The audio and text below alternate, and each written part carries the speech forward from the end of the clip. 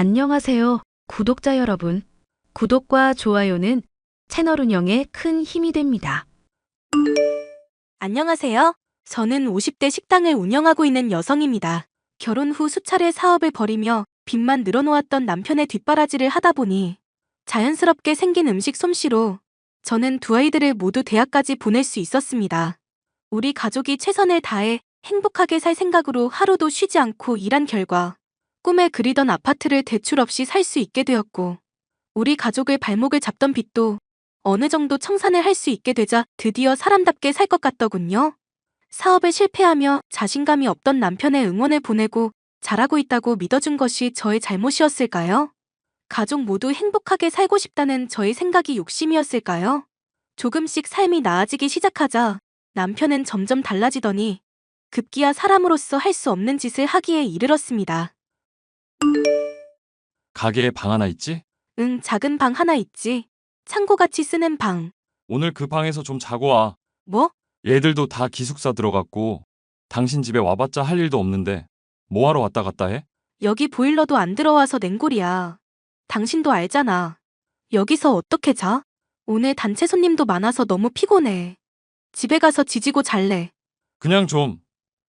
남편이 집에 들어오지 말라고 하면 들어오지 마. 요즘 왜 그래 당신? 왜 자꾸 나를 안 만나려고 해? 내가 집에 가면 나가버리고. 설마 또 사업 뭐 그런 거 하는 거 아니지? 내가 사업할 돈이 어딨냐? 네가 빚 갚는다고 한 푼도 안 주면서. 이제 우리 나이도 50대야. 사업은 이제 맘 접고 같이 가게 일하자니까. 당신이 도와주면 좀 좋아? 내가 당신이랑 왜 마주치기 싫은 줄 알아? 당신 몸에서 갈비 냄새가 나서 그래. 그런데 나보고 식당을 하라고? 나 김수철이야. 뭐? 하루도 쉬지 않고 일만 하는 사람한테 그게 할 소리야 당신? 당신이 김수철이면 뭐? 우리 가족 빚에 안 쫓기고 살게 같이 노력해야 할 것 아냐? 내가 거기서 할 일이 뭐가 있어? 쪽팔리게 이 나이 먹어서 수치라도 날라야 네 직성이 풀리냐? 남자 자존심 세워줄 생각은 하지도 않고. 하여튼 오늘 집에 들어오지 마. 당신 정말 너무하네. 갈비 쩐내가 집안에서 풍기면 내가 그냥 짜증이 난다고. 얘들 있을 땐 네가 밥 해줘야 하니까 참았는데 얘들도 없는데 왜 자꾸 기어들어와? 여기 내 집이야. 내 명의로 된 내 집. 마누라가 이렇게 고생하면서 일하면 수고한다, 애쓴다 이런 말 하지는 못할 망정 어쩜 이렇게 당신은 당신만 알아? 솔직히 말해봐. 당신 일한다고 티내려고 요즘 더 갈비 냄새 풍기는 것 아냐? 나 눈치 보라고? 그럴 힘도 없고 그럴 정신도 없어. 그냥 아무 소리 말고 집 좀 잘 치워놔. 나 오늘 가게 마치면 바로 들어갈 거니까. 오지 마. 오지 말라고 내가 분명히 말했다. 내가 주인인데 주인 허락 없이 왜 집에 기어 들어온다고 난리야? 절대 문 안 열어줄 테니까 올 생각하지 마. 내일 와, 내일. 내가 나가면 들어오라고. 오늘은 너무 추워. 잠이라도 좀 편히 자자. 추워? 그럼 전기장판 하나 사. 뭐? 당신 어떻게 이렇게 이기적이니? 그리고 그 방에서 자라고 하면 잘 자면서 그래? 춥기는 뭐가 추워. 당신 뱃살이 다 덮어주고 있는데. 아무튼 오지 말라고 분명히 말했어. 올 거면 갈비 냄새 쫙 빼고 오든가 아니면 나 있을 때 집에 올 생각 하지도 마. 오늘 날씨가 어떤 줄 알아? 영하 10도보다 더 떨어졌어. 그런데 당신은 나한테 냉방에서 자라고 하고 싶니? 그러니까 전기 장판 하나 사라고 했잖아. 두꺼운 이불 덮고 잘만 자더만 오늘따라 왜 이렇게 징징거려? 나이도 먹은 마누라가 귀찮으니까 잔소리 하지 말고 연락하지 마. 남편은 최근 들어 제가 집에 있으면 밖으로 나가서 들어오지 않았고, 자신이 집에 있을 때는 저를 어떻게 해서든 핑계를 대며 집에 오지 못하게 했습니다. 그런 날이 잦아지고 갈수록 인신 공격성의 말들을 쏟아내는 남편을 보면 정말 화가 나더군요. 그래서 그날은 남편의 말을 무시하고 집으로 갔습니다. 그런데 집 비밀번호를 눌러도 열리지가 않더군요. 그리고 집안에서는 젊은 여자가 웃는 소리도 들리고 남편의 웃음 소리도 들렸습니다. 저는 그 소리들을 듣자 심장이 떨렸고 떨리는 손으로 녹음기에 녹음을 했습니다. 그리고 정신 차린 뒤 저는 문을 두드리며 문을 열라고 소리쳤죠. 하지만 남편은 문을 열지 않더군요. 집안에서 들리던 자기야, 사랑해, 이리와 등의 소리와 깔깔거리던 두 사람의 소리를 집 문 앞에서 들으면서 저는 울며 식당으로 돌아가야 했습니다. 당신 어제 대체 집에서 뭔 짓을 했어? 내가 문 열라고 그렇게 두드렸는데 어떻게 문을 안 열어? 그러니까 내가 어제 집에 오지 말랬잖아. 뭐? 딴 기집애 집에 들이려고 나한테 오지 말라고 했던 거야? 내가 설마 올까 싶어서 비밀번호 바꿔놨는데 진짜로 오냐? 아우, 지긋지긋해. 어떻게 집에 딴 여자를 들여? 당신이 그러고도 사람이야? 그 여자랑 놀아나려고 나보고 냉방에서 쪼그려 자라고 했어? 당신이 어떻게 나한테 그래? 그동안 수고했어. 나도 알아. 네가 빚도 갚았다는 거. 그래서 네가 할 일 다 할 때까지 내가 기다려줬잖아. 뭐? 이제 할 일 다 끝났으니까 이제 그만 갈라서 자고. 당신 진짜 바람났구나. 아주 단단히 바람이 났어. 바람? 바람은 그저 스쳐 지나가는 거고요. 아줌마, 나 이 여자 사랑해. 이 여자만 만나면 내가 남자가 돼. 남자? 웃기고 자빠졌네. 이봐, 너같이 더럽게 억세고 상스러운 갈비집 아줌마하고는 차원이 다르다고. 너 올해 몇 살이냐? 60? 65? 얘는 30대야. 뭐? 당신이 그러고도 애들 아빠야? 애들 앞에서도 그렇게 한번 말해봐. 내가 새 각시 얻어서 새로 시작하겠다는데 애들이 뭐라고 해? 지들 키워줄 만큼 키워줬으니까 이제 부모도 부모 인생 사는 게 당연하지. 그래서 이혼하자고? 그래, 제발 이혼해줘라. 당신이 어제 안 왔으면 그래도 내가 생각해서 한 6개월은 더 같이 살아줄까 했는데 이미 아는 마당에 뭐 같이 사냐? 당신 냄새도 맡기 싫고 그 처진 뱃살도 보기 싫어. 당신만 보면 당신 가게 갈비가 떠오른다고. 당신이 돼지 같아서. 뭐? 당신 말 다 했어? 어디 할 짓이 없어서 새파랗게 어린 것한테 눈이 뒤집혀도 유분수지. 그동안 내가 얼마나 고생을 했는데. 그래서 뭐? 이혼 안 해준다고? 끝까지 물고 늘어진다고? 개자식아, 네가 사람이야? 됐고요. 이미 다 알게 됐으니까 그냥 말해줄게. 내 새각시가 아이를 가졌어요. 이 폐경기 아줌마야. 뭐? 그러니까 제발 이혼해달라고. 당신이 낳지도 못했던 아들 낳을 수 있는 여자니까 제발 좀 이혼해줘. 당신이 번 돈 당신이 다 가져. 어차피 빚 갚느라 돈 한 푼 남은 거 없을 텐데 알아서 살라고. 집은 내 명이니까 기억해두고. 바람 펴도 유분수지. 어떻게 임신을 시켜? 이 미친 거사. 너 애들한테 부끄럽지도 않냐? 애들한테 부끄러울지 몰라도 내 어머니한테는 효도했으니까 됐지. 뭐라고? 어머님도 다 알고 계신다고? 이미 몇 번 만났어. 8개월 후면 애도 나오는데 그 전에 정리해야 할 것 아냐? 빨리 당신 오시면 다 가져가줘. 내 새각시 짐 들어와야 하니까. 혹시나 했지만 차마 믿고 싶지 않았던 남편의 불륜 소식보다 더 기막힌 것은 바로 상간녀의 임신 소식이었습니다. 이런 기막힌 일이 생기고 있을 줄 꿈에도 모르고 매일같이 일만 했던 지난 날이 후회가 되고 원망이 되더군요.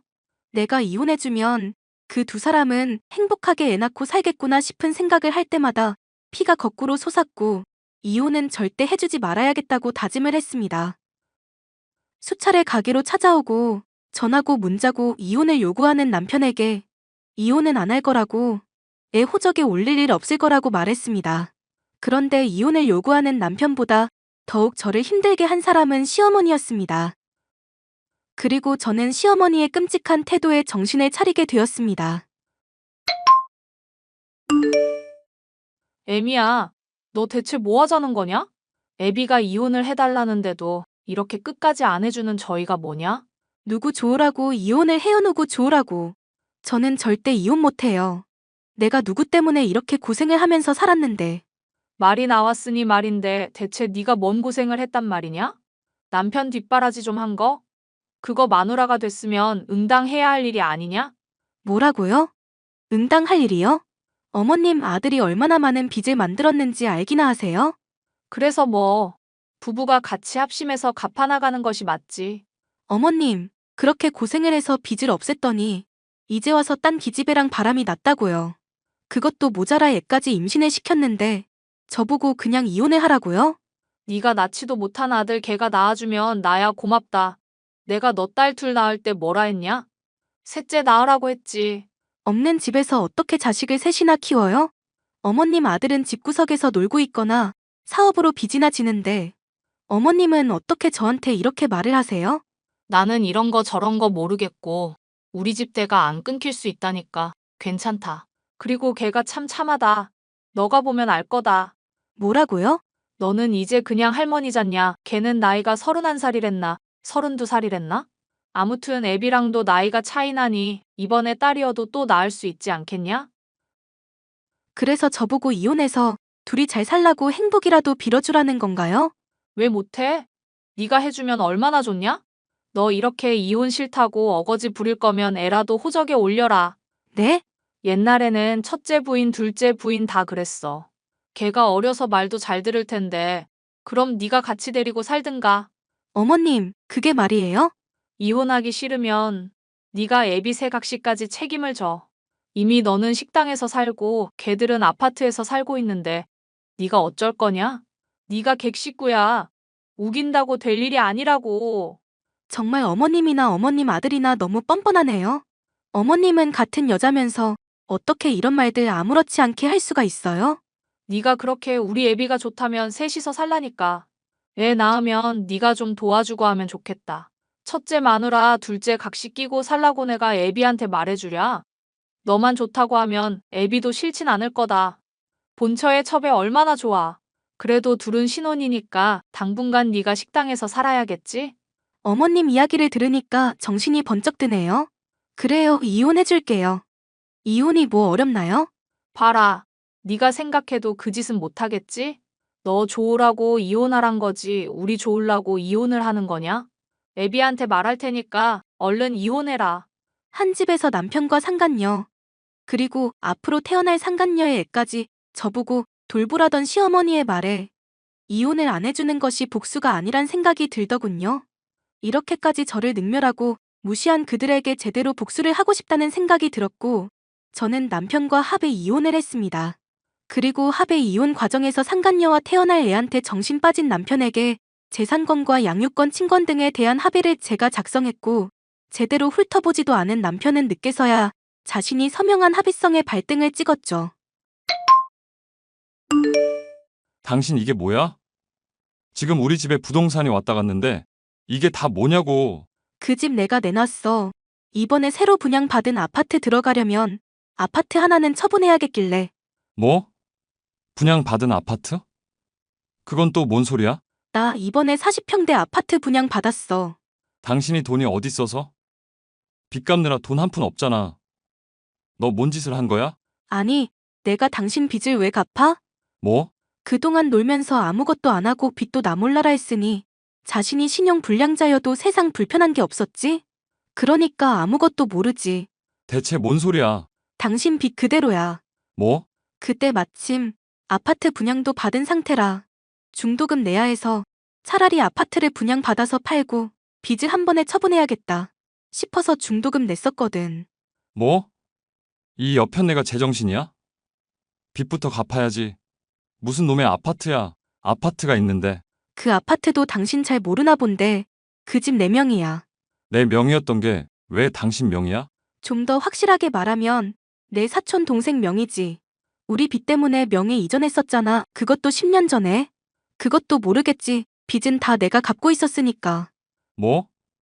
그래서 지금 이 아파트를 넘겼다고? 애초에 합의서에 쓰여 있잖아. 각자 개인의 명예 재산은 이혼 후에도 요구하지 않겠다고 서로 인감 찍고 공증받았잖아. 왜 이래 이제 와서.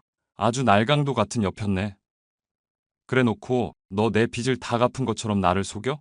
빚을 갚으려던 마당에 이혼을 요구하는데 내가 왜 그 빚을 갚아? 네가 진 빚 네가 갚아야지.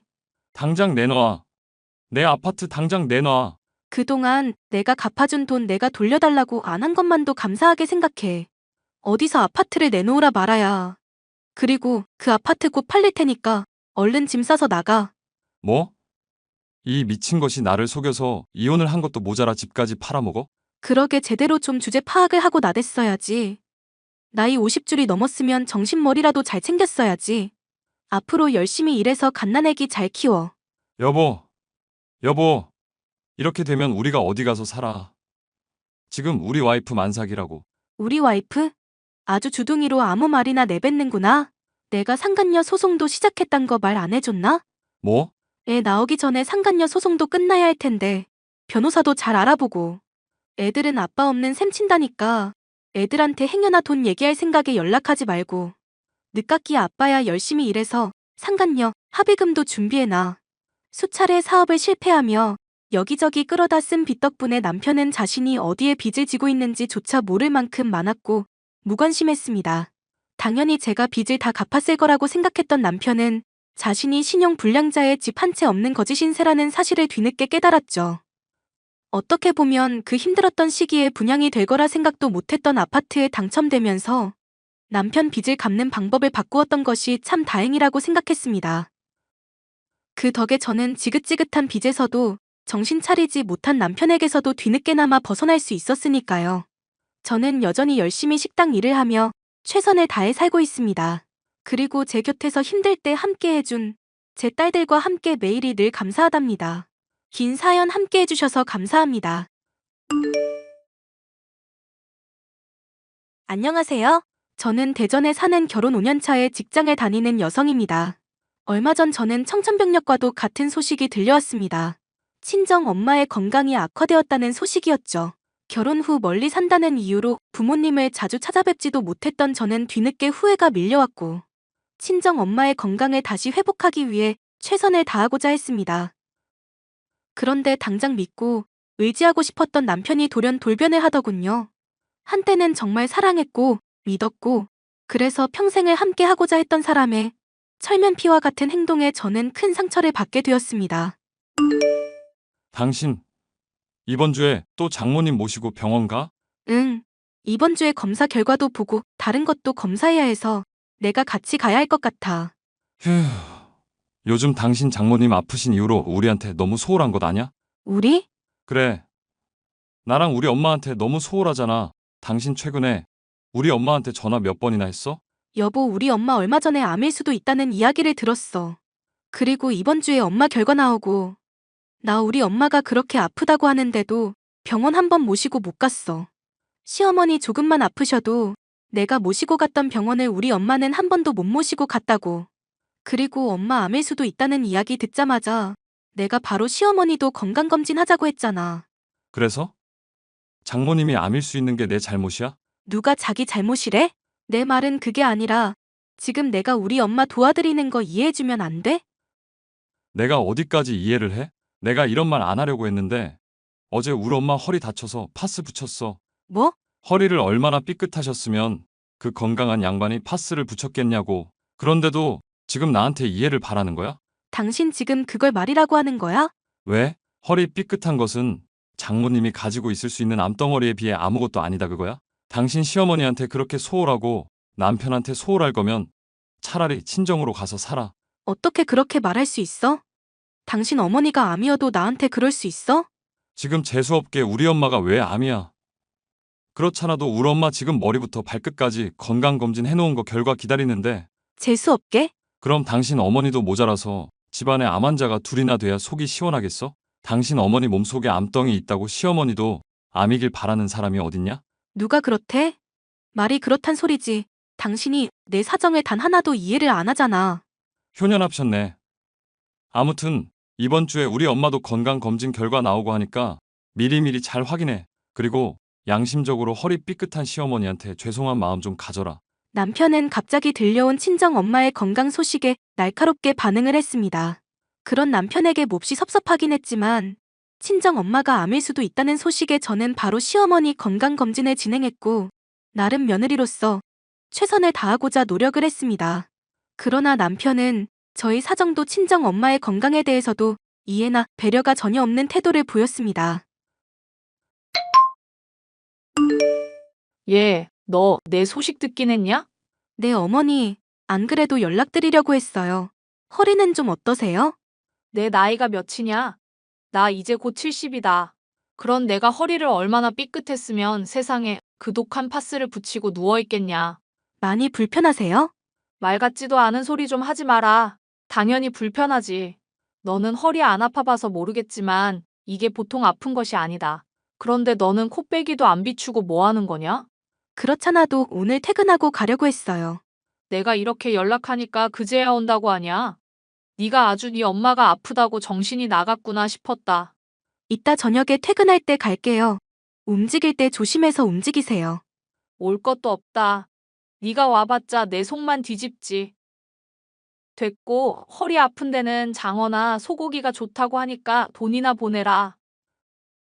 허리 아프셔서 걷기도 힘드신데 병원에라도 제가 모시고 갈게요. 어차피 이번 주에 검진 결과 나오지 않냐?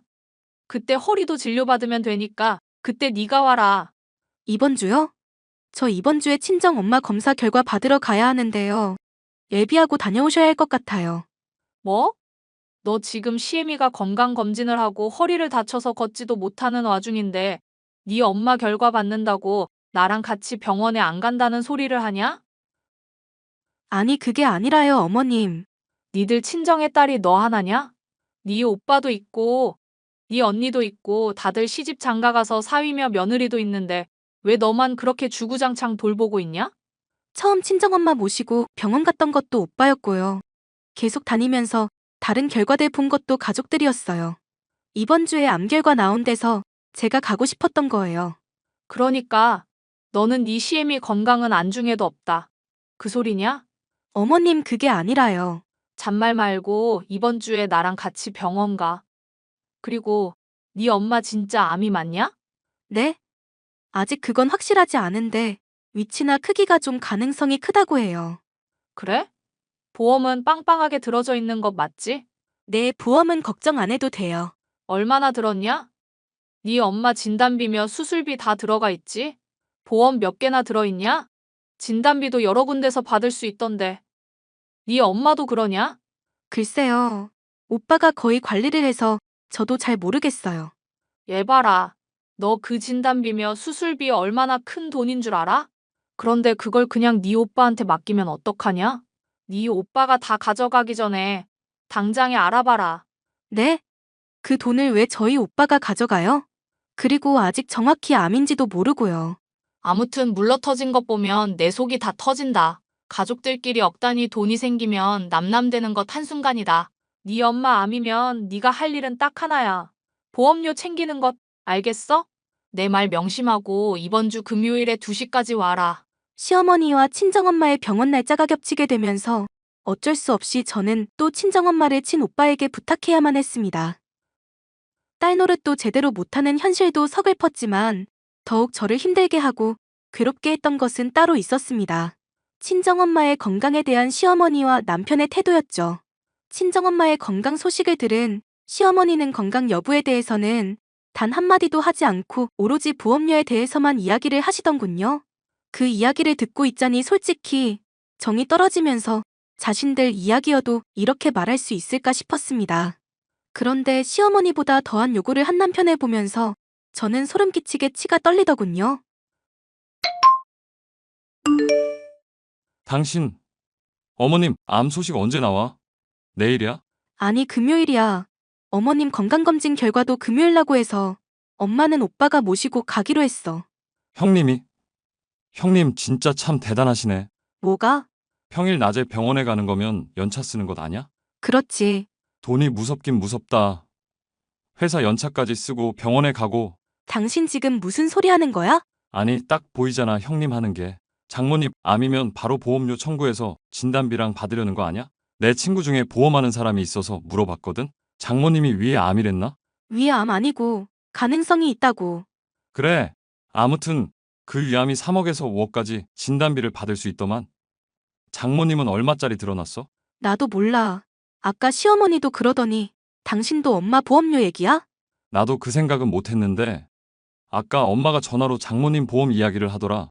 당신이 아무것도 모른다고 속 터진다고. 나도 몰랐지. 그런 거 못 챙겨서 미안해. 뭐가 미안하다는 거야? 아니, 당신이 장모님 챙길 때 나도 도와주고 했으면 우리가 보험료 받을 때 더 많이 받을 수 있을 텐데 말야. 뭐? 당신은 아주 우리 엄마가 암이어서 보험료 받았으면 좋겠나 봐? 누가 그렇대? 그게 아니라 보험료가 많은데 우리 몫을 어떻게든 챙겨야 할 것 아냐? 우리 엄마 돈으로 들어간 보험료에서 받는 돈에 우리 몫이 어딨어? 당신 엄마라도 이럴래? 우리 엄마면 내가 말하기 전에 돈 주지. 그럼 장모님은 혼자 그 많은 돈을 먹는데? 아니, 나이도 많으신 양반이 돈 쓸 데가 어디 있다고. 형님이 다 먹는 거 아니야? 그러지 말고 이번에 장모님 병원 당신이 가. 뭐? 형님한테 다시 말해서 당신이 가라고. 그래서 암 소식 듣자마자 보험금 수익자를 당신으로 해봐. 계약 당시 누구로 되어 있는지 확인하고. 당신 정말 구제불능이다. 지금 당신 너무 감성적이야. 장모님이 암이라고 해도 솔직히 우리나라 의료 기술이 얼마나 발전됐냐? 100% 낫는다고. 그러면 돈을 먼저 확실히 해야지. 나 차도 바꿔야 하는데. 차를 바꾼다고? 우리 엄마 보험금 받아서? 그래. 일단 어머님 진단금 얼마야? 수술비랑 다 확인해봐. 아마 내 생각엔 5억은 넘을걸? 장모님 보험 하나는 기가 막히게 들어놨잖아. 이 정도면 당신은 지금 우리 엄마 암이길 고사 지내야 돼.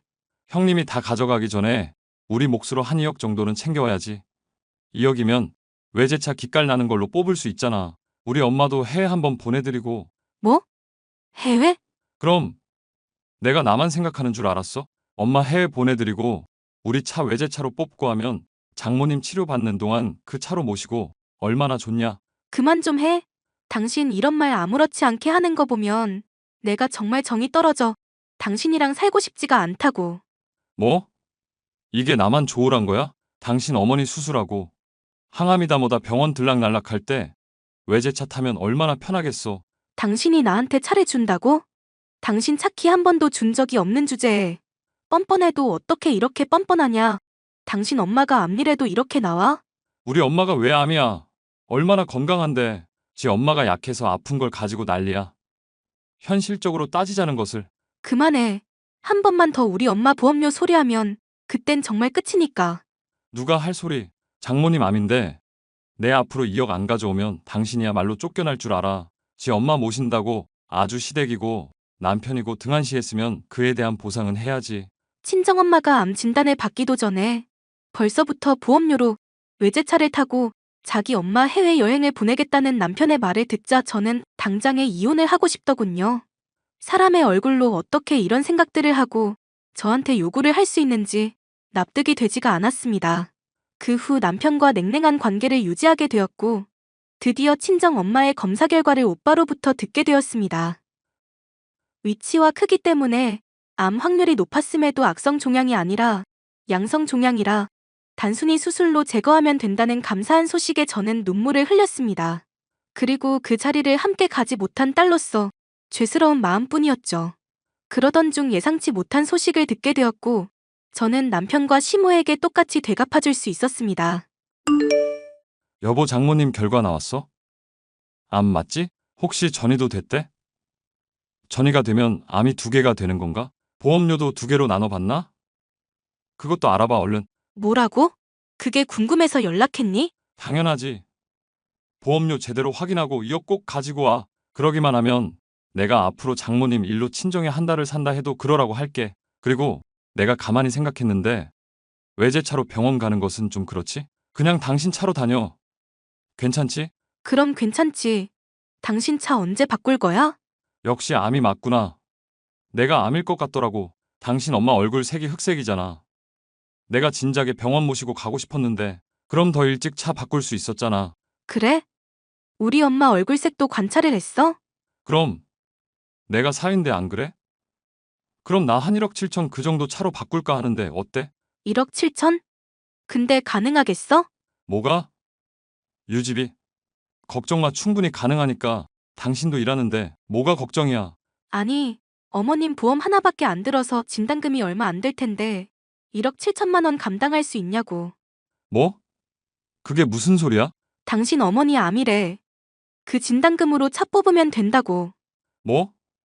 장난하지 말고 똑바로 말해. 무슨 소리야? 장모님 암 얘기를 하는데 무슨 우리 엄마가 나와. 우리 엄마 암 아니야. 양성이야. 그래서 간단하게 제거술만 해도 돼. 그래서 당신한테 줄 진단금이 없네? 그런데 방금 당신 어머니 암이라는 소리를 들었어. 뭐? 지난번 건강검진 때 조직 검사도 했다며. 그것도 기억을 못하니? 당신 어머니 간암이래. 간암 진단금은 얼마나 되니? 간암? 우리 엄마가? 왜? 당신 엄마가 암이라니까 그제야 뭔가 와닿니? 우리 엄마가 암일 수 있을 땐 눈 하나 깜빡 안 하더니 그래서 우리 엄마 어딨어? 어디 낀 집에 모셔다 드렸지? 간암인 엄마를 어떻게 집에 모셔? 그러고도 네가 며느리야? 네가 사위짓을 안 하는데 내가 왜 며느리 짓을 해? 나 니네 집 며느리 안 해. 뭐? 그럼 우리 엄마는 어떡하고? 누가 간병해? 네가 해야지. 여보, 왜 그래? 나한테 부탁하려고? 그럼 진단금 2억 가져와. 내가 그때는 한번 생각해볼게. 뭐? 나도 외제차 한번 타고 우리 친정엄마 해외여행 보내드려야지. 당신 장난해? 시어머니가 암인데 어떻게 그딴 소리를 해? 당신 너무 감성적이다. 우리나라 의료기술 발달됐어. 세계 최고 수준이야. 암은 당연히 낫는 거니까 진단금이라도 챙겨야지. 근데 당신 어머니 보험은 있는 거 맞아? 보험도 없으면 정말 당신 난감하겠다. 혼자 살면서 아픈 엄마 모시려면. 뭐? 그럼 내가 당신이랑 계속 살 줄 알았어? 나 당신이랑 안 살아. 내가 정말 죽고 싶을 만큼 힘들 때 당신이 한 짓을 생각하면 피가 거꾸로 솟아. 그러니까 너도 똑같이 느껴봐. 혼자서 엄마 모시면서 잘 살아보라고. 시어머니의 갑작스런 간암 진단을 듣고 저는 솔직히 혼란스러웠습니다. 하지만 병원에 가던 차 안에서 내내 저희 친정엄마가 암이어서 돈이나 주고 죽으면 자식들한테 덜 미안하겠다는 시어머니의 소리가 귓가에 맴돌더군요. 암으로 오래 자식 발목 잡고 늘어질 생각 말라고 단단히 일러두란 시어머니의 표정과 말에 저는 운전하는 내내 심장이 떨렸습니다. 그리고 뻔뻔하게 보험금을 요구하며 이혼 협박을 하던 남편의 모습까지 저는 지울 수가 없었습니다. 그래서 저는 남편과 이혼을 결심했고 결국 저희는 갈라서게 되었습니다.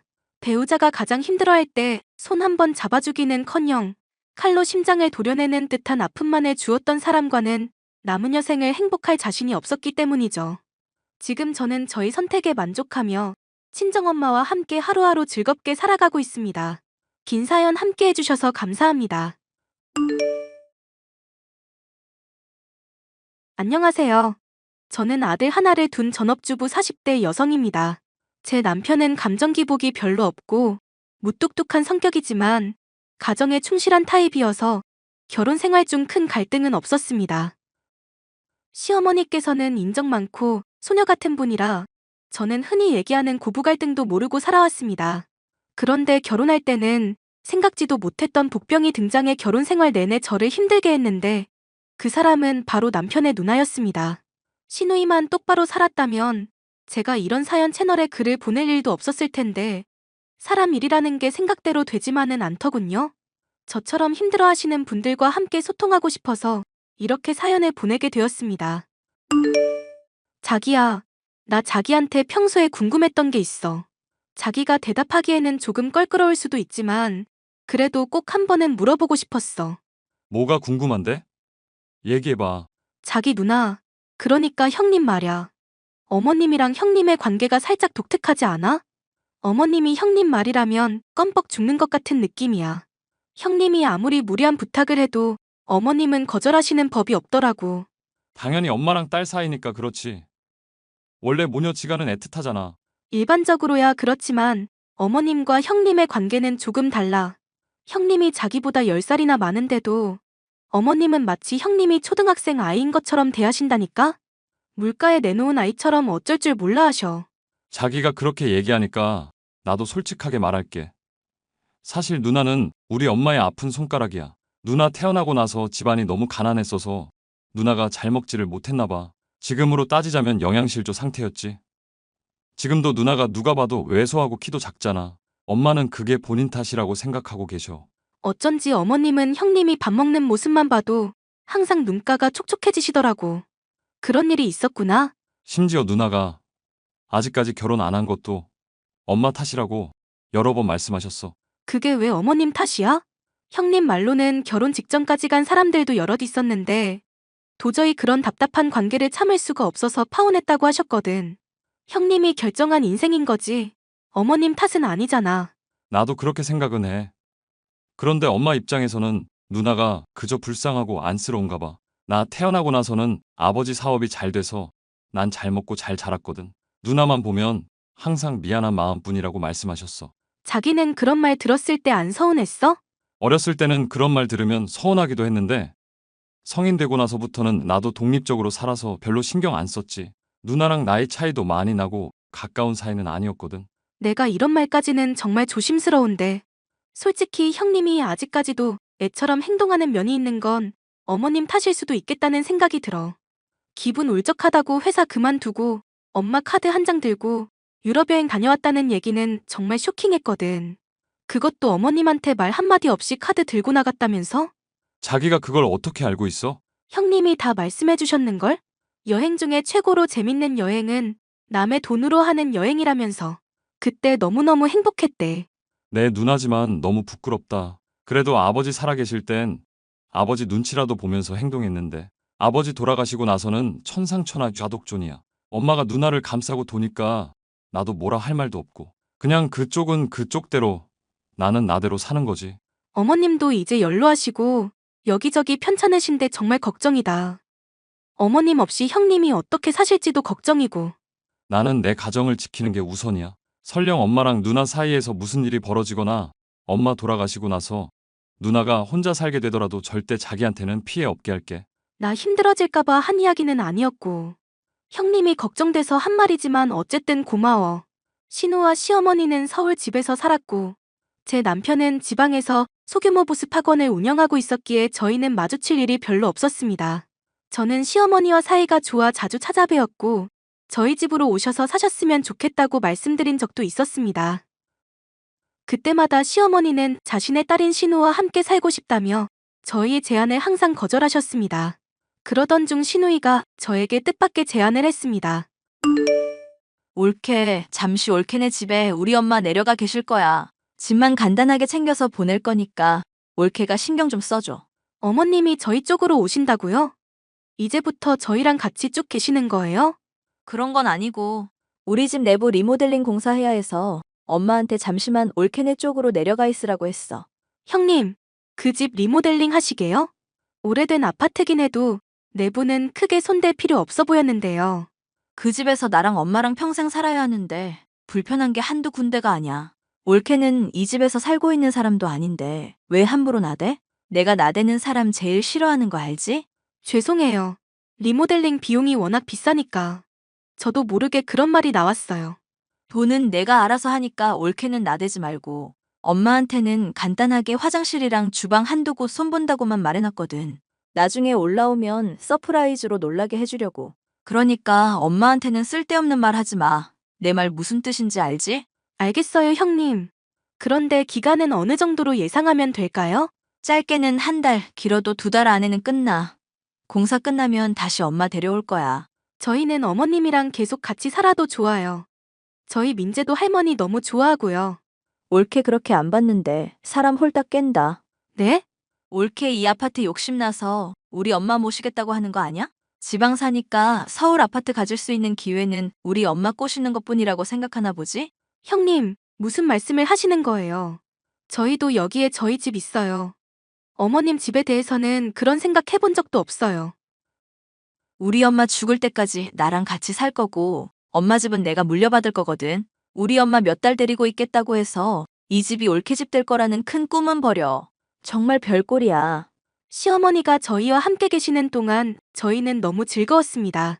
시어머니가 아이를 잘 봐주셔서 전업주부인 제 부담이 크게 줄었고 아이도 할머니와 함께 사니까 너무 좋다면서 계속 같이 살자고 졸랐습니다.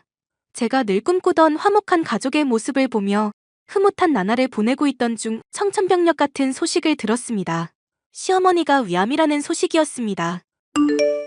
형님, 인테리어 공사 도대체 언제쯤 끝나나요? 어머님이 많이 불안해하고 계셔요. 죽을 때는 내 집에서 죽고 싶다고 매일 밤 눈물을 흘리신다고요. 올케는 우리 엄마 죽기를 바래?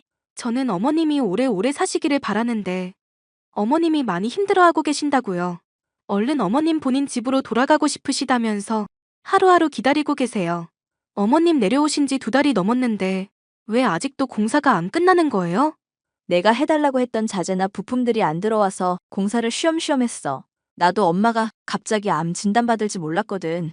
지금 공사를 서두르고 있기는 한데 아직 완성이 안 됐어. 암 걸린 노인네가 콘크리트 바닥에서 자기를 원하는 건 아니지? 당연히 아니죠. 그리고 저희는 어머님 모시고 있는 거 아무 상관없어요. 어머님이 자꾸만 원래 살던 집으로 가고 싶어 하시니까 형님께 여쭤보는 거예요. 그러면 조금만 기다려. 내가 엄마한테 전화해서 당분간 올케네 좀 더 있는 게 좋을 거라고 잘 얘기할 테니까 올케는 우리 엄마한테 아무 말도 하지 마. 시어머니는 날이 갈수록 쇠약해지셨고 죽을 때 죽더라도 시아버지와 함께 살았던 추억이 있는 집으로 돌아가고 싶어 하셨습니다. 그런데 시간이 지나도 형님은 계속해서 공사 중이라는 대답만 하니까 저와 남편은 불안해졌습니다. 혹시나 인테리어 공사 도중에 저희가 모르는 사고가 났는데 저희에게 말을 하지 않고 수습하는 중일 수도 있겠다는 생각에 형님께 말하지 않고 저 혼자 몰래 그 집에 가보기로 했습니다. 자기야, 이게 무슨 일이지? 왜 그래? 공사 아직도 마무리 안 됐어? 아니, 성벽을 짓는 것도 아니고 무슨 집안 인테리어 공사가 이렇게 오래 걸려? 그게 아니라 공사가 다 끝났대.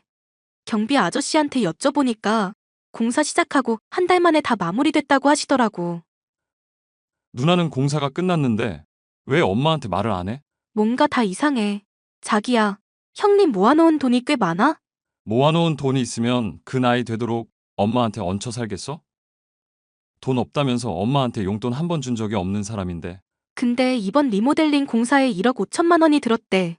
경비 아저씨 말로는 그 집 돈 엄청 들여서 최고급 자재만 썼다고 하시던걸? 그럴 리가 없는데. 동호수 착각한 거 아냐? 우리 누나한테 그런 돈이 있을 리가 없어. 최근에 공사한 집 거기 하나뿐이래. 나 지금 너무 불길해. 형님한테 무슨 일이 벌어지고 있는 거지? 저는 자세한 이야기는 말하지 않은 채로 시어머니께 신우에 관해 돌려서 질문을 했습니다. 최근에 신우한테 큰 돈이 생길 만한 일이 있었는지 알아내기 위해서였습니다. 시어머니 말씀으로는 신우가 절친한 친구가 있는데 미국 영주권 문제로 돈이 필요하다고 했다는 겁니다. 현금 1억 5천만 원 정도를 친구 통장에 몇 달 동안 넣어놓고 있기만 하면 되고 영주권 진행 작업이 끝나면 신우 친구에게서 그 돈을 돌려받을 거라고 하셨습니다. 저희는 그 말을 듣자마자 신우가 시어머니 돈을 홀라당 써버렸다는 생각이 들었습니다. 형님, 어머님, 언제 다시 데려가실 생각이세요? 기다려봐. 아직 문짝도 도착을 안 했어. 문짝 달린 거 다 확인하고 왔어요. 공사가 다 끝났다는 것도 알고 있고요. 올케, 위암 걸린 우리 엄마 팽개쳐두고 서울에 왔다 갔단 말이야? 우리 엄마 죽으면 다 네 잘못이야. 하도 연락이 없고 어머님도 불안해하셔서 다녀온 건데 저야말로 놀랐어요. 인테리어는 진즉 끝났는데 저희한테 왜 거짓말 하세요? 어머님 모시고 살겠다고 했으면서 갑자기 어머님 위암 진단 받으니까 생각이 달라지신 거예요? 병든 어머님은 모시기 힘들어서요. 뭔 소리인지 모르겠네. 내가 부를 때까지 가만히 좀 있으라고. 심지어 인테리어 비용에 1억 5천을 쓰셨다면서요? 너 내 뒷조사하고 다니냐? 우리 엄마 모시라고 보내놨더니 네가 뭐라도 된 것 같아? 어디서 나이도 어린 게 하늘 같은 신우이한테 대들어? 형님, 어머님한테 물어봐서 이미 다 알고 있어요. 지금 당장 친구분께 연락해서 통장 잔액 찍어서 보내라고 하세요. 어머님 돈 무사히 보관하고 있는지 제가 눈으로 확인해야겠어요. 진짜 선 넘네? 네가 뭔데 나한테 명령질이냐? 내가 이 나이 먹고 올케 갑질에 휘둘릴 줄은 몰랐네. 아이고 서럽다. 서러워. 돈 문제는 제가 계속 확인할 거고요. 내일 어머님 올라가실 거예요. 야, 인테리어 안 끝났다고 오지 마. 형님 도대체 왜 이러세요? 거기 어머님 집이잖아요. 아무것도 묻지 말고 내가 하라는 대로만 해. 아픈 노인네가 여기저기 옮겨다니면 건강에 안 좋으니까 그냥 올케네 집에서 쭉 쉬라고 해. 형님, 어떻게 돈이랑 집만 가로채고 편찮으신 어머님을 내쫓으실 수가 있어요? 올케, 너 평소에 우리 엄마랑 같이 사는 게 소원이었다며. 그래서 올케 소원 들어준다는데 왜 이렇게 발악을 해? 저희가 어머님 모시는 건 좋아요. 그런데 그건 어머님도 동의를 하셨을 때 얘기죠. 지금 어머님은 얼른 원래 사시던 집으로 돌아가고 싶어 하신다고요. 올케 속마음을 이제야 내가 알았네. 우리 엄마 병 걸리기 전에는 엄마 데려가고 싶어 하더니 암 걸리니까 올케도 내쫓고 싶은 거지? 공짜로 병간호하기가 억울해서? 혼자서 착한 척은 오지게도 하더니 이제서야 인간미가 느껴지네. 뭐라고요? 내가 인심 썼다. 올케한테 500만 원 보낼 테니까 그걸로 성진이 모르게 명품백이나 하나 사. 암 걸린 노인네 구박하고 싶을 때마다 가방 보면서 화 풀어. 그럼 잘 좀 부탁할게. 저는 더 이상 제 힘으로 이 일을 해결할 수 없겠다는 생각이 들어 남편과 상의한 후 시어머니께 자초지종을 설명해 드렸습니다. 시어머니는 의외로 담담하게 모든 걸 받아들이시는 듯 했습니다. 집도 돈도 하나뿐인 딸에게 뺏긴 처지가 되었지만 시어머니가 원하는 건 단 하나였습니다. 그 집에 놔두고 온 사진 액자를 보내달라는 거였습니다. 시아버지가 돌아가시기 전에 사진관에서 함께 찍은 사진인데 시어머니가 제일 아끼시는 보물 1호였습니다. 그것만 보내주면 더 이상 아무것도 바라는 게 없다고 시누이가 하고 싶은 대로 살게 놔두고 싶다고 하셨습니다. 형님, 어제 제가 보내놓은 톡 읽으셨으면서 왜 답이 없으세요? 그거 사실 버렸어. 어머님이랑 아버님 같이 찍은 사진을 어떻게 버리실 수가 있어요? 이 집 인테리어랑 안 어울리게 구질구질하잖아. 사진은 찢어서 버렸고 액자는 분리수거 했는데 이제 와서 찾을 수도 없고 올케가 엄마한테 잘 말씀드려줘. 그거 어머님이 정말 아끼시는 사진인 거 형님도 아시잖아요. 우리 엄마한테 인생 원래 빈손으로 왔다가 빈손으로 떠나는 거라고 전해줘. 공수래 공수거 몰라? 죽기 직전에 왜 갑자기 물건 집착이 심해지셨나 모르겠네. 형님, 정말 너무하세요. 저는 이 사실을 남편과 시어머니에게 알렸고 시어머니는 저희 앞에서 처음으로 눈물을 보이셨습니다. 형님, 오늘 당장 그 집에서 나가주셔야겠어요. 싫은데? 엄마, 올케가 나한테 막대하는 거 보이지? 저 싸가지 없는 것 좀 혼내줘. 어머님께서 형님 재산 다 몰수한다고 하셨어요. 엄연히 말해서 형님 재산도 아니죠. 어머님 재산인데 형님이 가로챈 것뿐이니까요.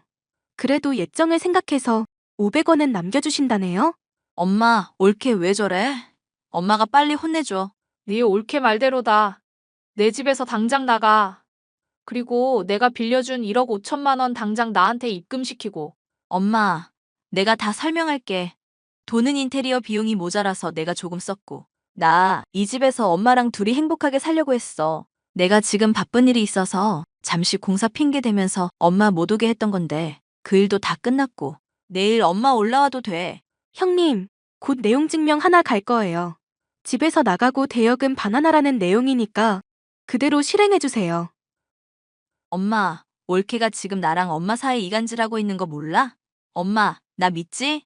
성희야, 내가 그동안 너한테 죄를 많이 지었다. 지금이라도 너 스스로 깨우칠 수 있게 해주는 게 부모의 역할인 것 같다. 날 원망해도 상관없어. 하지만 이미 한 결정을 되돌릴 생각은 없다. 엄마, 나 엄마 없이는 못 살아. 한 번만 용서해줘. 신우는 바로 저희가 있는 지방까지 내려와서 눈물로 사죄를 했지만 시어머니는 마음을 바꾸지 않았습니다. 시어머니는 원래 사시던 집으로 들어가셨고 신우는 갑자기 쫓겨나 지방에 있는 고시원방을 구했다고 들었습니다. 시어머니는 어차피 신우가 가져간 1억 5천만 원을 못 받을 거라고 생각해서 본인이 하늘나라로 가면 어떻게 재산 분배를 해야 하는지 유언장을 작성해 놓으셨습니다. 신우가 빌려가서 갚지 않은 돈들을 전부 차감해 신우 몫으로 돌아갈 상속재산은 굉장히 적어진 셈이죠. 현재는 제가 서울에 올라와 시어머니 병간호를 하고 있는데 시어머니께서 나날이 쇠약해지는 모습을 볼 때마다 가슴이 덜컹합니다. 이 사연을 들으시는 분들께서 저희 시어머니 오래 사시기를 기도해 주신다면 정말 감사하겠습니다. 더불어 저희 신우도 이제 정신 차리고 새 삶을 살 수 있기를 바랍니다. 제 얘기를 들어주셔서 정말 감사합니다.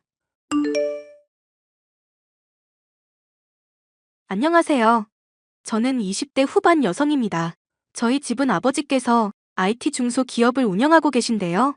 워낙 어렸을 때부터 IT 분야에 관심이 많았던 저는 자연스럽게 졸업과 동시에 아버지 회사에서 일을 시작하게 되었습니다. 입사 후 회사 업무차 만났던 거래처 직원과 연애를 하게 되었는데요. 제 애인의 자기 관리는 정말 뛰어났는데 그런 모습들을 보면서 저는 어떤 일이든 해낼 것 같다는 생각이 들었습니다. 그리고 애인은 가족들과도 돈독하게 지내는 듯한 이야기를 자주 했기에 저희 가족과 비슷한 환경에서 자란 모습에 더욱 신뢰를 할 수 있었죠. 그러나 그 모든 것이 사실은 짜여진 각본이었다는 걸 알게 되기까지 오래 걸리지 않았습니다. 왜냐하면 애인의 사촌 누나가 제 아버지 회사의 직원으로 일하고 있었고 우연의 가장에 저와 애인을 억지로 만날 수 있게 이를 핑계로 자리를 만들었다는 사실을 알게 되었기 때문입니다. 저와 애인을 연결하려 했던 두 사람의 진짜 목적을 알게 된 후 저는 경악할 수밖에 없었습니다.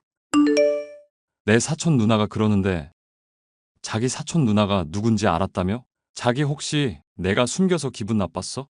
아니, 기분이 나빴다기보다는 좀 당황스러웠지. 김주임님한테 몇 번 내가 자기 이야기를 했었거든. 아, 그랬어? 사촌 누나한테 뭐라고 했는데? 설마 자기 내 흉 본 것 아냐? 무슨, 내가 좋아하는 사람이 있는데 거래처라고 말했던 적이 있었거든. 그때 주임님한테 자기라고 이야기를 했는데 자기를 모른 척 하더라고. 아마 우리 누나는 자기가 내 누나라고 말하면 불편해 할까봐 그랬겠지. 그런가? 아닌 것 같은데. 뭐가 아니야? 김 주임님이 나한테 처음 자기 회사 거래처 가라고 했을 때 자기 이름 대면서 잘 해보라고 했거든. 그거야 뭐. 자기를 좋게 봤으니까 동생이랑 이어졌으면 했던 거지. 근데 막상 자기가 날 좋아한다고 하니까 뭐 솔직하게 말하기가 그랬나 봐. 우리 누나가 좀 착해. 그래? 아무튼 그런데 어제 마주쳤을 때 두 사람 다 서로 모르는 척 했어? 응? 무슨 소리야? 우리가 언제? 어제 회사 복도에서 마주쳤을 때 말이야. 내가 가니까 서로 모르는 척 했잖아. 자기가 우리 남매라는 사실을 알게 된 줄 몰랐으니까 그렇지. 가만 보면 자기는 은근 예민한 것 같아. 우리가 자기한테 일부러 숨긴 것도 아니고 누나랑 내가 사촌이라는 것이 잘못은 아니잖아? 그거야 그렇지. 그냥 내가 만약에 자기 사촌 누나 앞에서 말 실수라도 했어봐. 생각만 해도 싫다. 자기네 가족들 친척까지 다 사이가 좋다고 했잖아. 진작에 좀 나한테 알려주지 그랬어. 누나가 자기를 너무 좋게 봐서 나한테 소개를 시켜주고 싶다고 억지로 연결하려고 했거든. 그런데 진짜 우리가 사귀게 되니까 더 누나는 조심스러웠을 수도 있지. 이해 안 돼? 이해야 당연히 되지. 이제라도 김 주임님한테 잘 보여야겠다. 지금도 충분하거든요. 그나저나 우리 다음 주면 사귄 지 100일인데 레스토랑 예약할까? 와인 어때? 자기는 가끔씩 다정한 한도가 초과가 된다니까. 나는 100일 생각도 못했는데. 나 또 감동이잖아. 괜히 내 사촌 누나랑 같이 일하는 것 때문에 스트레스 받지 말아줘. 내가 공주처럼 모실 테니까. 그럼 우리 다음 주 주말에 가까운 데로 바람 쐬고 오면 어때? 주말에? 그날은 좀 안 되는데? 왜? 그날 우리 가족들하고 세부로 여행을 가거든. 응? 세부? 갑자기? 우린 1년에 두어 번 해외 다녀. 그게 하필 다음 주 주말이네. 100일이랑 겹치네. 그냥 나는 빠질까? 가족들 모임인데 빠지면 안 되지. 그럼 주중에 와인 마시고 자기 여행 다녀온 뒤에 우리도 가까운데 놀러 가자. 역시 우리 자기는 마음도 넓어. 근데 자기 부모님 해외에 계시잖아? 영국이랬나? 맞아. 우리 부모님 영국에 계셔. 그래서 세부에서 만나기로 한 거야. 동생은 지금 미국에 있던가? 걔는 하도 이 나라 저 나라를 돌아다니면서 일을 하니까. 영국에서 세부로 오시려면 너무 힘드시겠는데? 그럼 부모님을 얼마 만에 보는 거야? 거의 한 5년, 6년 만에 보는 거지? 이번에 여행 가서 부모님 집이랑 강남 건물, 아버지 회사 좀 잘 정리해서 바꿀 것들 내 명의로 바꿔야겠어. 아버님이 아직 충분히 일하시는데 왜? 강남 건물 관리 실질적으로 내가 혼자 다 하는데 아버지 명의라 한 번씩 법적인 부분에서 걸리더라고. 뭐야 그런 게 어딨어? 아버님, 어머님도 이런 사이면 좋아하시지 않겠어? 뭐? 사위? 나랑 곧 결혼하려고? 그럼 내가 나이가 30이 넘었는데 설마 우리 자기랑 연애만 하겠어? 조만간 아버님이랑 뵙고 인사랑 드리고 싶어. 기왕 말 나온 김에 나 세부 가서 부모님께 자기 이야기 드리고 나도 인사드리자. 어때? 그래도 괜찮은데 우리 아직 3개월밖에 안 만났으니까 천천히 해도 될 것 같아. 자기야, 나 이제 아버지 회사로 옮길 거야. 일 배울 만큼 배웠고 아버지 회사 맡아서 하려면 정신 없을 거야. 그 전에 자기랑도 확실히 딱 정하고 싶어.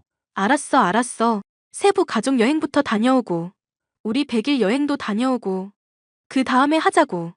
회사에 애인의 사촌 누나가 있었다는 사실을 알게 된 저는 미리 말하지 않았다는 사실에 조금 의아했지만 애인의 말을 들어보니 사촌 누나의 입장도 이해가 돼서 더 이상 신경을 쓰지 않았습니다.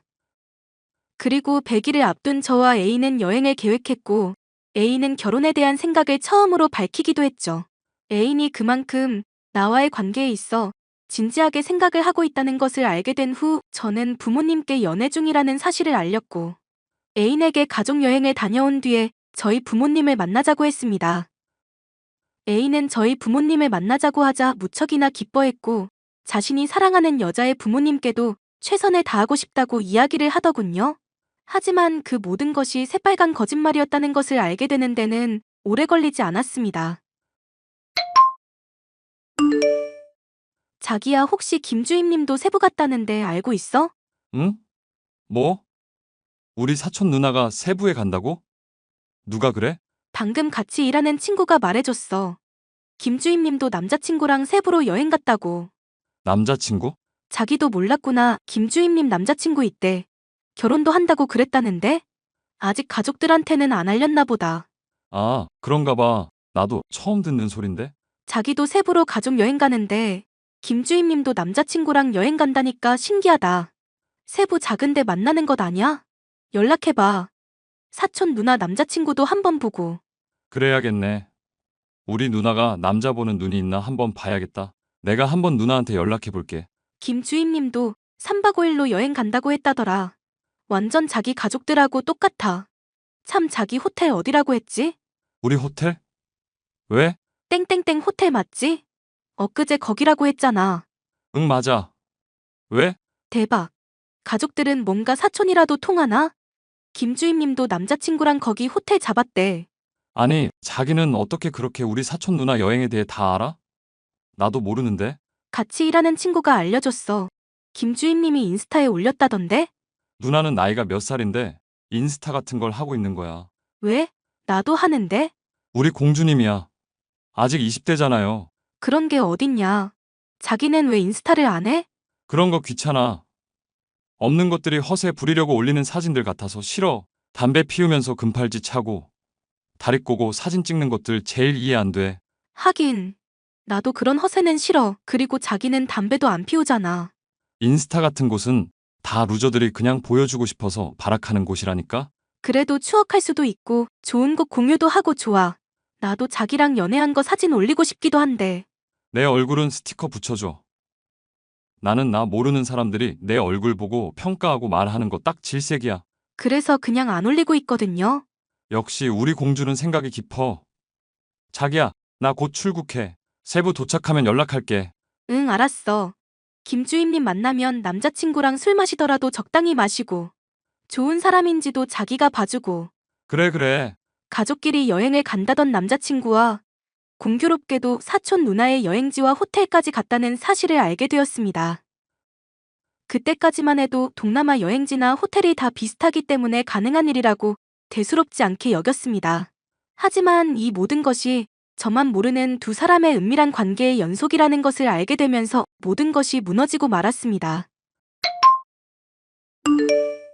야, 대박 김주임님 방금 인스타에 사진 업로드했거든? 대박이야. 완전 좋아. 너도 나중에 네 남친이랑 여행 가. 내 남친도 거기로 여행 갔다니까. 맞다. 가족 여행 갔댔지? 근데 김주임님이 간 호텔은 가족 단위보다 연인, 허니문으로 더 많이 선호하는 호텔이라던데? 호텔이 뭐 다 거기서 거기지. 그런 게 어딨냐? 아니, 여기 호텔이 허니문일 때 엄청 서비스가 좋기로 유명하대. 그래? 얼마나 좋은데? 봐봐. 김주임님 인스타에서 내가 가고 싶어서 스샷 찍어놨거든. 보내줄게. 와, 여기 진짜 좋다. 대박. 김주임님 몸매도 장난 아니네. 그치? 남친 얼굴도 보인다. 뭐? 어디? 호텔룸 거울샷 봐봐. 확대하면 보여. 진짜네? 남친이 연하 같지 않아. 김주임님 다 가진 사람이었어. 근데 엊그제 나는 박 대리님한테 김주임님 결혼했단 말을 들었다? 아버지한테 너 그런 말 들어본 적 있어? 아니, 처음 듣는데. 우리 아빠 회사 사람들 이야기 나랑은 안 하거든. 역시 사장님이네. 박 대리님이 잘못 알았나? 이렇게 인스타에 허니문 같다고 썼는데 말야. 뭐가 뭔지 모르겠네. 김주임님이 결혼했다고 누가 그랬다고? 박 대리님이 지난번에 김주임님이 증명서 발급받는 거 우연히 봤는데 배우자가 있었다고 본 것 같다고 지나가는 말로 하더라고. 그래? 너 왜 그래? 아니야. 호텔이 너무 좋아서 깜짝 놀랐어. 중소기업 따님이 이렇게 호텔에 놀라도 되나요? 뭐? 나도 이런 곳은 안 가봤거든요. 남자친구랑 가. 가족들하고 갔던 곳이라 해도 애인이랑 가면 또 다르겠지. 아무튼 김주임님은 잘생긴 애인이랑 호캉스 가고 부럽다. 회사 친한 동료가 보내준 애인의 사촌 누나의 호캉스 사진에서 저는 제가 보고도 믿을 수 없는 장면을 보고야 말았습니다. 바로 속옷만 입고 담배를 피우고 있는 제 애인의 모습이었습니다. 거울 정면 사진을 찍은 김주임의 모습은 가족끼리 보일 수 없을 정도로 야한 비키니 차림이었고요. 저는 뭐가 어떻게 된 일인지 도저히 이해가 되지 않아 당황스럽고 손이 떨리더군요. 그 와중에 김주임이 결혼한 것 같다는 이야기가 생각이 났고 저는 급하게 직원들 서류를 찾아봤습니다. 그리고 김주임님의 서류에서 배우자란에 제 애인의 이름이 쓰여 있는 것을 보고 소름이 돋았습니다. 저는 친구의 도움으로 김주임의 인스타를 찾았고 결국 김주임과 제 애인의 럽스타그램까지 찾게 되었습니다. 혐오하던 허세 가득한 인스타그램 사진의 주인공은 제 애인 자신이었고 둘은 한 집에서 같이 살고 있더군요. 저는 도저히 용서할 수가 없었습니다. 여행은 즐거워? 너무 정신이 없어서 어제는 연락도 못했네. 우리 공주 아침은 먹었어요? 자기야, 아버님이 뭐래? 응? 뭐가? 강남 건물이랑 회사 자기가 받는 걸로 할 거라며. 그거 아버지가 결혼하면 바로 그렇게 하래. 자기야, 그래서 말인데. 내가 한국 가면 말하려고 했는데. 우리 결혼하는 게 어때? 결혼? 응, 결혼. 어차피 할 거 빨리 해서 나도 자리 잡고 자기도 아버님 회사 물려받아야지. 그래? 그러려면 먼저 네가 이혼을 해야지. 그래야 우리가 혼인신고를 할 거 아냐? 뭐? 허니문은 상당히 즐거운가 봐? 김주임님 무슨 말이라도 해봐요. 아니, 예지씨 무슨 소리야? 나 지금 내 애인이랑 여행 중인데. 여기에 배우자분이 아주 허세 가득 담배 물고 있는데 둘 다 안 보여? 뭐야 이게? 무슨 소리야? 누가 보인다는 거야? 거울에 반사돼서 속옷만 입고 있는 네 남편이 거기 있잖아. 자기야, 벌써 2년 전에 결혼도 하신 두 분이 어떻게 사촌이 되셨을까? 아 진짜. 그러니까 내가 인스타 관종짓 하지 말랬지. 내가 사진 찍게 침대에서 꺼지라고 했잖아. 김주임 당신은 이미 퇴직금도 다 끌어다 썼다던데 니들 대체 뭐냐? 안 걸리게 잘 구슬렸다며? 완전 얘 탐정이네. 자기야, 어떻게 이렇게 내 뒷조사를 할 수 있어? 날 못 믿어? 이 와중에 자기란다. 야, 네 애인이 우리 사이 다 알았잖아. 언제까지 나를 속이려고 했어? 나를 가지고 니들 대체 뭐 한 거야? 강남 건물? 아버지 회사? 부모님이 영국에 계셔? 고작 원룸 단칸방에서들 사는 주제에 뭐야? 왜 이렇게 다 알아? 니들 럽스타그램에 아주 잘도 써놨던데 남편을 장가보내야 하는 슬픔? 남편이 얼른 로또 성공했으면 좋겠다? 니들 로또가 나냐? 뭐야? 야, 너 인스타 비공개로 안 바꿨어? 내가 바꾸랬잖아. 혹시 모르니까. 아, 몰라. 진짜 휴가 막날에 개 짜증나네. 김주임님, 우리 회사에 출근할 생각 마세요. 그리고 너도 네 회사에서 잘릴 거 각오해. 네가 다니는 그 회사 우리 큰아빠 회사야. 뭐라고? 그게 무슨 소리야? 공사를 치려면 제대로 알아보고 쳤었어야지. 중소기업 딸이란 것만 알고 이런 짓을 해? 니들 둘 다 오늘부로 일자리 잘렸다고. 니들이 먼저 자진해서 이렇게 나한테 솔직하게 다 말해주니 얼마나 고마워? 하마터면 내가 깜빡 속아서 넘어갈 뻔했는데 말야. 자기야. 아니야. 나 진짜 자기 사랑해. 진짜야. 뭐? 이 미친 것이 내 앞에서 다 들킨 마당에 뭔 소리야? 내가 언제까지 나보다 나이 많은 여자랑 살겠어. 자기야, 내가 처음 의도적으로 접근했지만 진짜 사랑이었어. 두 번만 더 사랑했다가는 내가 충격 먹고 죽겠어. 그 사랑 타령 둘이서 해. 두 사람 회사 짐은 알아서들 챙겨 보낼 테니까 출근하지 말고. 처음 입사 당시 아버지 딸이라는 것을 밝히자 김주임은 저를 자기 남편과 엮으려고 작정을 했다고 합니다. 워낙 둘 다 사치스럽고 소비가 심했던 터라 이미 대출이란 대출은 다 받았고 김주임은 개인회생 중이었더군요. 그 와중에도 명품 베개 해외여행까지 사치를 부리던 두 사람에게 저는 로또였던 셈이었죠. 그런 두 사람의 계획에 완벽히 속았던 저는 결혼을 꿈꿨고 진짜 사랑인 줄 알았습니다. 너무나 거짓이 진실 같았던, 그래서 무엇이 진실인지 헷갈렸던 애인의 모습에 이루 말할 수 없는 좌절감을 느꼈습니다. 결국 두 사람은 모두 회사에서 퇴사를 했고 저는 두 사람에 대한 원망과 미움, 그리고 분노로부터 벗어나는데 많은 시간이 걸려야만 했습니다. 사랑을 이용해 이득을 취하려던 두 사람이 살면서 더 많은 죗값을 치르길 저는 바라고 있습니다. 긴 사연 함께 해주셔서 감사합니다. 안녕하세요. 저는 40대 초반의 직장을 다니며 딸을 키우고 있는 여성입니다. 아이 아빠는 결혼 후 얼마 지나지 않아 바람을 피우기 시작했고 그 당시 어렸던 아이와 자립하기에는 경력이 단절된 상태였던 저는 남편에게 몇 번의 기회를 주며 결혼 생활을 이어가야 했습니다. 하지만 남편의 바람은 잡히지 않았고 급기야 바람을 피우는 이유까지 제 탓을 하기 시작했죠. 결국 저는 그동안 모았던 증거를 가지고 이혼 소송을 하게 되었습니다.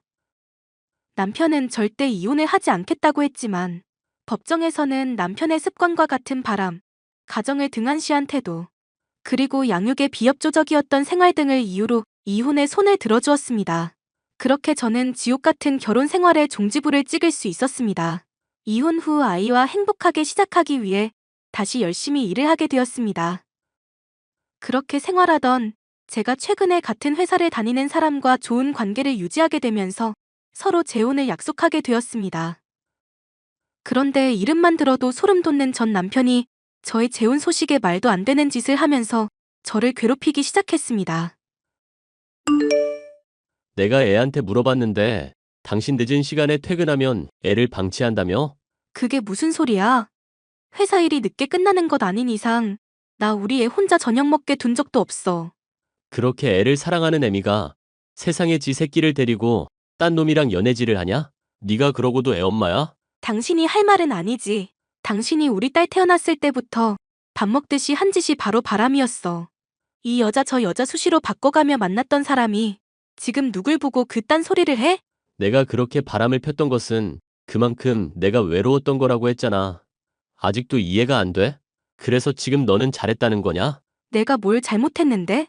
네 딸 앞에서 부끄럽지도 않냐? 뭐라고? 어디 감히 우리 딸을 네 입에 함부로 올려. 당신이야말로 양육비나 주면서 말해. 아주 사진에 보면 좋은 곳도 많이 다니면서 왜 양육비는 안 보내? 너 그놈이랑 연애하면서 돈 쓸 텐데 내가 미쳤다고 너한테 양육비를 주냐? 애한테 이상한 소리 할 생각 말고 양육비 얘기할 거 아니면 연락 좀 하지 마. 내가 너 재혼 허락할 것 같아? 뭐? 당신이 뭔데 내 재혼을 허락하고 말고야? 당신이 내 아빠야? 내가 당신 남편인데 내 허락 없이 어떻게 재혼을 해? 입은 삐뚤어졌어도 말은 바로 하라고 했어. 당신은 내 전 남편이지. 그러니까 한 번 남편이면 영원한 남편이지. 감히 지금 내가 이렇게 시퍼렇게 두 눈을 뜨고 있는데 어떤 놈한테 시집을 가겠단 소리야. 나는 절대로 용납 못해. 당신 용납 따위 필요 없어. 당신이 뭔데 그딴 소리를 해? 우리가 서류상 남이라고 해서 진짜 남이야? 당신은 내 거야. 내가 그 증거들만 안 걸렸어도 절대 당신이랑 이혼 안 했다고. 뭐? 더러운 소리 좀 작작해. 당신은 내 조강지처인데 어떻게 조강지처가 딴 놈이랑 사는 것을 허락해? 세상 천지에 그런 놈이 어딨어? 당신 요즘 만나는 여자 있잖아. 그 여자가 당신 이러는 거 알기나 해? 걔는 그냥 내가 취미 삼아 사귀는 애고 당신은 본처잖아. 절대로 나는 재혼 허락 못하니까 재혼 꿈도 꾸지 마. 그리고 애도 딸린 아줌마가 남자에 환장한 것도 아니고 이혼한 지 얼마나 됐다고 벌써 딴 놈한테 기어 들어가려고 하냐? 우리 이혼한 지 5년이 다 됐어. 그리고 당신이 내 재혼을 허락하고 말고 할 주제도 안 된다고. 차라리 애 양육비나 주면서 말해라. 양육비? 헤어져. 그럼 줄게. 뭐라고? 이혼하고 딱 3번 줘놓고 이제 와서 헤어지면 준다고? 이번에 내가 만난 애가 돈이 좀 있어. 걔가 우리 딸 양육비도 책임져 준대. 언제 철들래? 언제? 그렇게 남의 등 쳐먹고 살고 싶어? 내가 월급쟁이인데 나 쓸 돈도 없는데 애 양육비를 어떻게 줘? 그러지 말고 차라리 우리 다시 합치자. 뭐? 지금 만나는 여자는? 걔야 그냥 내 용돈 버리고 걔는 그냥 내 알바라고 생각해. 당신 그 정도는 이해할 수 있어야지. 걔네 집이 돈이 많아. 잘하면 나 사업도 할 수 있어. 그 아가씨는 당신 이혼남인 건 알아? 그런 게 다 무슨 소용이야? 어린 것이 나한테 미쳐 있는데 내가 이 정도야. 이런 남편이 다시 합치자고 하면 감사합니다. 하는 거라고. 말 같은 소리를 해. 말 조금만 더 섞으면 나까지 쓰레기 같아지니까 그만 좀 해. 우리 서로 사랑하잖아. 우리 서로 뜨겁잖아. 내가 당신 받아준다고 하니까 다시 설렜잖아. 당신 나만 보며 설레잖아. 그놈이랑 할 짓 안 할 짓 다 했겠지만 내가 이해해준다고. 더러운 소리 좀 그만해. 또 한 번 나한테 연락해서 이딴 소리 하면 나 절대 용납 못해. 알겠어? 앞으로 내 연락 잘 받아. 지금처럼 막 피하면 양육비는 절대 한 푼도 안 나가. 제대로나 주면서 협박해. 말 같은 소리를 해야 내가 당신이랑 대화를 하지. 우리 애가 지금 몇 살인지나 알아? 애는 네가 키우는 것 아냐? 왜 남자 만나서 환장하니까 애 키우는 것도 귀찮냐? 애도 싫고 그놈한테만 붙어있고 싶고 그러냐고. 당신 한 번만 더 나한테 이렇게 연락하면 나 그때는 가만히 안 있어. 알겠어? 이혼 후 갚아나가야 할 빚이 산더미라는 이유로 양육비조차 주지 않고 있던 남편은 제 재혼 소식을 듣고는 난리를 쳤습니다. 남편은 여전히 제가 자신의 와이프라고 생각을 하고 있었고 소름 돋게도 제게 자신과의 재혼을 요구하더군요. 현재 만나는 여자가 있는 상태에서도 당당하게 재혼을 요구하는 모습에 저는 더 이상 대화를 섞고 싶지 않았습니다. 진희 씨, 요즘 별일 없는 거죠? 아이랑 다 괜찮죠? 네, 별일 없는데 왜 그러세요? 회사에서도 매일 보면서. 아니, 제가 어제 그제 이상한 메시지를 받아서 영 찝찝해서요. 네? 무슨 메시지요? 누군지 모르겠는데 저한테 진희 씨랑 헤어지라고, 안 헤어지면 진희 씨 딸이 어떻게 될지 아무도 모른다는 협박성 메시지를 받았어요. 뭐라고요? 누가요? 전화를 해도 안 받고 누구냐고 물어도 답이 없길래 한 번만 더 이런 협박 문자 보내면 경찰에 신고한다고 했더니 더 이상 메시지는 안 오더라고요. 혹시 전화번호가 어떻게 돼요? 왜요? 의심 가는 사람이 있어요? 실은 전 남편이 어떻게 알았는지 재혼하냐고 며칠 전에 연락이 왔거든요. 전 남편일지도 모르겠다 싶어서요. 설마 아무리 그래도 전 처가 재혼할 사람한테 이렇게 협박 메시지를 보낼까요? 그 사람은 그러고도 남아요. 자기가 바람을 펴도 와이프 자리는 저 하나라고 생각했던 사람이니까요. 정말 뻔뻔한 사람이네요. 제가 전화번호 알려줄게요. 이 번호인데 전 남편 전화번호 맞아요? 네, 맞아요. 미안해요. 정말 어처구니가 없네요. 어떻게 우식 씨 연락처를 알아냈는지. 아이 만났을 때 휴대폰을 봤을 수도 있죠. 아이 본 지도 오래되었는데 물어봤나 봐요. 아이한테는 뭐라 하지 마세요. 그러면 아빠가 이런 짓을 할 거라고 생각도 못했을 텐데요. 다시 또 연락이 오면 제가 단호하게 말하겠습니다. 걱정 마세요. 제게 일방적으로 재혼을 반대한다며 난리를 쳤던 전 남편은 아이를 통해 저의 재혼 상대자 연락처를 알아냈더군요. 아이를 가지고 협박을 하며 저와 헤어지라는 메시지를 몇 번이나 보냈던 전 남편의 모습에 저는 기가 막혔습니다. 어떻게 아이 아빠가 아이의 생명을 가지고 협박을 할 수 있을지 치가 떨리더군요. 저는 이대로 있다가는 큰일이 생길 수도 있다는 생각에 이혼 당시 찾았던 변호사를 만나 접근 금지 등에 대해 상의를 하게 되었습니다. 전 남편이 실제로 이와 같은 행동을 할지는 미지수이지만 제가 재혼을 하기 위해서는 보다 확실하게 전 남편을 끊어내는 것이 필요해 보였기 때문입니다. 그러던 중 재혼 상대자가 제게 전 남편의 협박 메시지에 대해 알린 뒤 며칠 동안 잠잠해서 멈춘 줄 알았는데 전 남편은 더욱 기겁할 만한 행동을 보였습니다.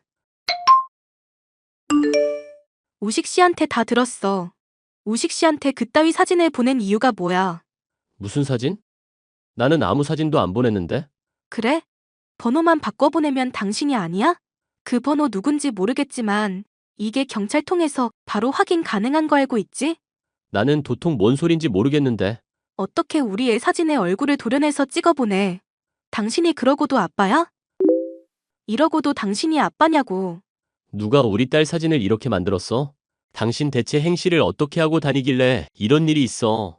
이거 그 자식 자작극 아니야? 너랑 재혼하면서 애는 버리려고 하는 거 아니냐고. 말 같은 소리를 해. 이 사진 나랑 당신 둘만 가지고 있는 사진이야. 그런데 그 사람이 어떻게 이 사진에 얼굴을 도려낼 수 있겠어? 당신 진짜 왜 이러는 거야? 나 아니라니까 글쎄. 너야말로 남자한테 환장했냐? 환장해서 애로 협박하는 놈한테 시집 못 가서 안달이야?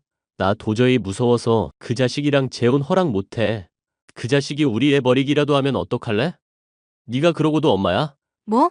이 나쁜 놈아. 내가 할 소리야. 어떻게 아빠라는 작자가 지 생각만 하고 애를 가지고 이딴 짓을 저질러. 애를 가만 안 둔다고 협박질이나 하고.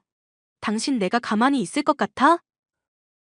나 아니라고. 내가 우리 애 사진에 왜 이런 짓을 하겠어. 그놈이 한 짓이 분명하다고. 너 그렇게 그놈한테 시집 가고 싶으면 애는 놓고 가. 내가 애 키울 테니까 놓고 가라고. 뭐? 지금 나랑 만나는 여자한테 우리 애 맡겨야겠어. 남자한테 환장해서 미친 엄마보다야 훨씬 낫겠지. 그 여자가 우리 애를 봐준대? 돈도 많은 것이 애 하나 키우는 게 뭐 어렵겠어? 내가 키우라면 키우는 거지. 당신이야말로 남편 두고 딴 놈한테 시집 가고 싶어서 애 새끼까지 버릴 생각을 하다니. 이렇게 살고 싶어서 나한테 이혼 소송한 거냐? 그래? 당신이 나랑 살 때 한 짓을 생각해봐. 나랑 우리 애 아팠을 때도 두 집 살림하면서 당당했던 게 당신이야. 그런 사람이 나한테 그런 말 할 자격이나 있어? 그 사람 당신하고 차원이 달라. 어디서 함부로 그 사람한테 그런 말을 해. 그 사람? 이게 감히 남편 앞에서 딴 놈 편을 들고도 당당해? 너 네 애도 키우기 싫지? 내가 이렇게 애도 내놓으라는데 재혼 안 하겠단 소리 안 하는 것 보니까 그놈한테 환장한 건 맞네. 애 가지고 협박하는 미친놈이랑 한번 살아봐라. 끝까지 당신이 안 했다는 거지? 내가 이대로 가만히 있을 것 같아? 기다려. 누가 우리 애 사진을 이렇게 난도질을 해놓고 우리한테 협박을 했는지 볼 테니까. 아이 얼굴을 도려낸 사진을 찍어서 보낸 사람은 남편이었습니다. 하지만 자신의 전화번호가 아니라는 이유로 오히려 저희 재혼 상대자로 몰아붙이는 뻔뻔한 태도를 보이더군요.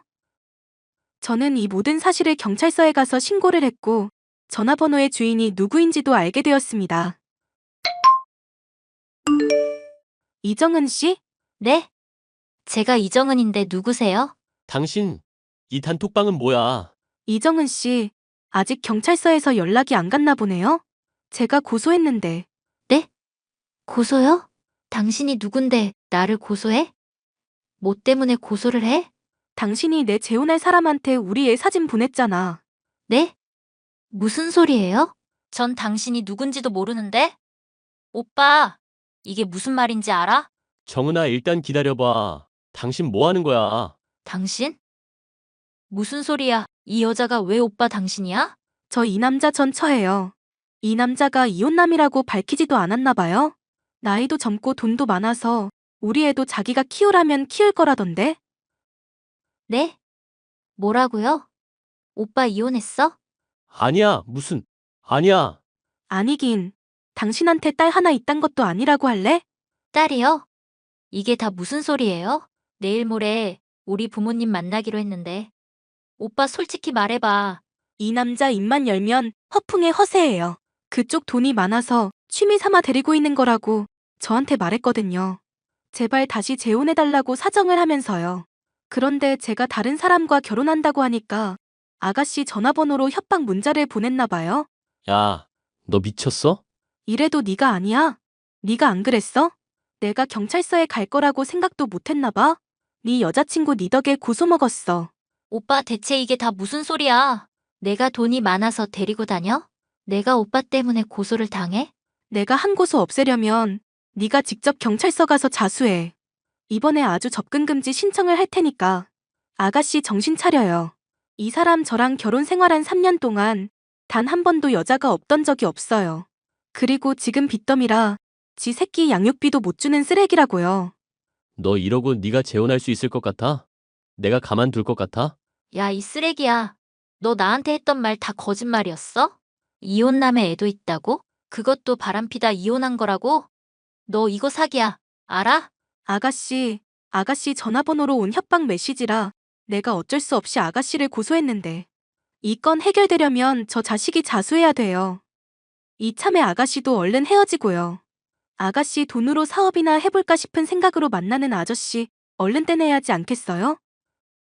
정은아, 아니야, 오해야.